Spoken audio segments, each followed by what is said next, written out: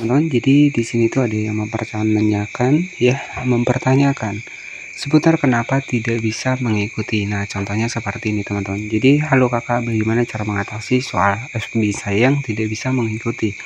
Nah, ini yang masih salah kaprah teman-teman ya. Jadi artinya kenapa? Jadi kita itu di Facebook itu menjadi konten kreator, ya bukan kita mengikuti banyak orang. Jadi ini yang bisa menjadi pelanggaran buat akun kita sendiri. Ya, jadi menjadi konten kreator di Facebook itu kita tidak semerta-merta kita itu harus banyak mengikuti, itu enggak seperti itu teman-teman ya untuk sistemnya. Apalagi kalau teman-teman sudah targetnya sering mengikuti orang seperti ini saya anggap ini gagal. Nah, kenapa? Ya, karena secara otomatis ketika sudah akunnya tidak bisa mengikuti seperti ini berarti sudah tanda merah ya dari Facebook bahwa akunnya di sini itu terkena pelanggaran. Jadi salah satu penyebab kenapa tidak bisa mengikuti untuk di Facebook adalah adanya pelanggaran. Oke, jadi kenapa saya bilang pelanggaran ya? Karena untuk aturan kebijakan monetisasi di Facebook sendiri menyebutkan bahwa interaksi yang disengaja itu dilarang, teman-teman ya. Jadi dan untuk dampak dari kita tidak bisa mengikuti seperti ini, kita nggak akan pernah tahu nih kapan berakhirnya. Karena biasanya untuk di Facebook ini tidak memberikan sebuah informasi yang pas kapan akan berakhirnya ya. Tapi kalau misalkan monetisasi dibatasi, monetisasi dicabut, nah itu kan biasanya ada pemberitahuannya. Biasanya itu kurang lebih sekitar 90 hari. Nah, kalau sudah faktanya tidak bisa mengikuti seperti ini, itu kita nggak akan pernah tahu sampai kapan. Nah, inilah yang saya bilang tekniknya salah.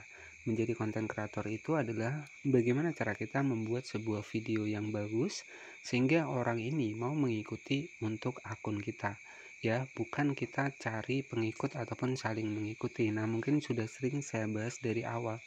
Teknik FLKS untuk di Facebook ini itu tidak akan mengembangkan untuk akun teman-teman. Ya, akun teman-teman akan berkembang dengan proses dari konten tadi.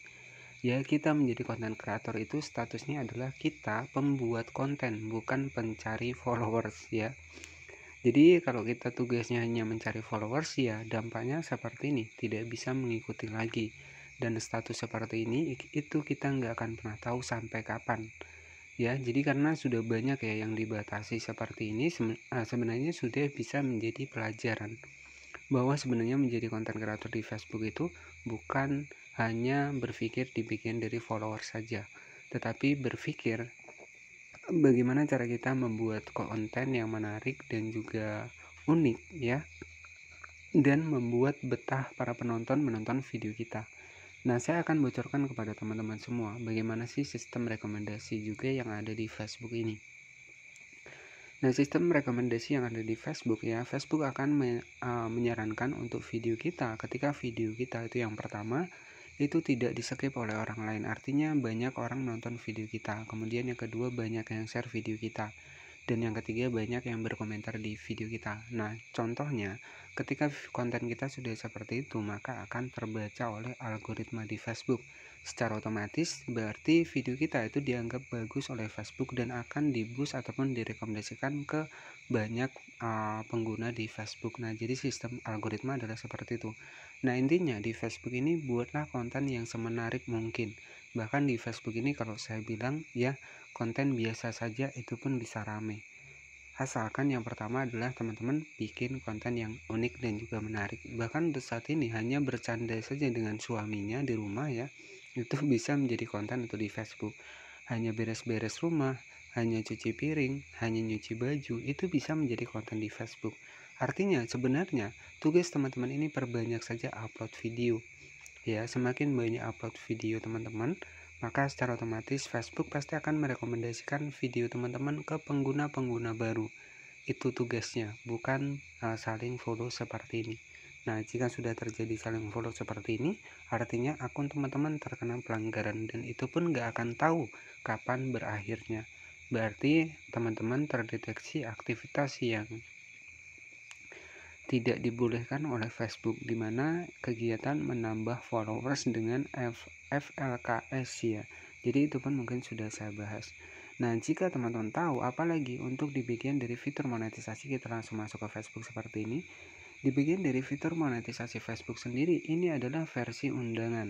Saya yakin jika teman-teman tugasnya hanya mencari follower saja, teman-teman nggak akan pernah mendapatkan monetisasi konten ini, ya, karena statusnya adalah versi undangan, di mana Facebook akan menilai untuk akun kita, apalagi kalau kita sudah nggak bisa mengikuti, ya, itu berarti akun kita sudah diwanti-wanti oleh Facebook, dan saya yakin tidak akan pernah mendapatkan monetisasi konten jika kegiatan kita hanya cari follower saja. Sedangkan monetisasi konten ini akan kita dapatkan seiring dengan reputasi dari akun kita, di mana kita bikin konten yang menarik, kita bikin konten original, ya walaupun re-upload ya harus ada editingnya. Nah, maka nanti teman-teman akan mendapatkan monetisasi konten seperti ini. Dan untuk iklan in-stream, bintang langganan ini akan masuk di satu tempat, ya, yakni adalah di monetisasi konten. Nah, jadi seperti itu. Jadi sama teman-teman, strategi untuk menjadi konten kreator ini bikin konten ya sama seperti saya di YouTube seperti ini. Jadi saya bikin konten teman-teman. Jadi ya ini tergantung dari teman-teman lagi. Kalau teman-teman masih prinsipnya ingin mengikuti, ya itu memang tidak diperbolehkan. Bahkan juga di YouTube juga sama. Saling subscribe itu tidak diperbolehkan teman-teman. Ya. Jadi ya pahami lagi menjadi konten kreator itu seperti apa sih yang sebenarnya. Jadi konten kreator itu adalah konten. Jadi kita itu pembuat konten. Buatlah konten yang semenarik mungkin. Maka followers akan datang sendiri. Dan saya juga mendapatkan monetisasi konten ini juga saya yang terpenting adalah fokus upload terlebih dahulu. Jadi saya upload saja, alhamdulillah ya monetisasi konten ini bisa datang sendiri teman-teman. Jadi kemarin juga saya nggak saya harapkan ya. Jadi kemarin itu saya upload, kemudian saya tinggal nih, saya upload, saya tinggal lagi. Saya nggak pernah saya cek lagi, nggak pernah. Yang pentingnya saya adalah upload. Dan ketika saya cek, saya masuk ke monetisasi, saya mendapatkan monetisasi konten ini. Oke, jadi seperti itu ya. Jadi kalau kita sudah nggak bisa mengikuti, nah itu sudah masuk dalam kategori pelanggaran di Facebook ya. Dan itu pun kita nggak akan pernah tahu nih sampai kapan, karena saya sudah pernah mengalami hal-hal seperti itu. Dan itu pun kita nggak akan tahu nih kapan berakhirnya. Hanya saja ya kurangilah dari minta follow ataupun saling follow untuk di Facebook ini, karena pengaruhnya ini besar banget buat kita. Jangan sampai ya kita itu sia-sia, ya itu pesan dari saya teman-teman, karena kita menjadi konten kreator ini kan sudah meluangkan banyak waktu, ya banyak pemikiran, banyak uh, waktu luang yang sudah kita buang untuk editing video, ya waktu bersama keluarga sudah kita buat untuk editing video, ya jangan sampai sia-sia teman-teman. Ya ketika teman-teman terkena pelanggaran di Facebook ini sangat parah loh. Kalau kita sudah terkena pelanggaran, biasanya nggak bisa upload status, nggak bisa komentar, nggak bisa upload video, bahkan semua pun nggak bisa. Kita hanya bisa membuka Facebook saja. Nah itu kuncinya. Oke, jadi seperti itu saja mungkin bisa saya sampaikan. Terima kasih. Wassalamualaikum warahmatullahi wabarakatuh.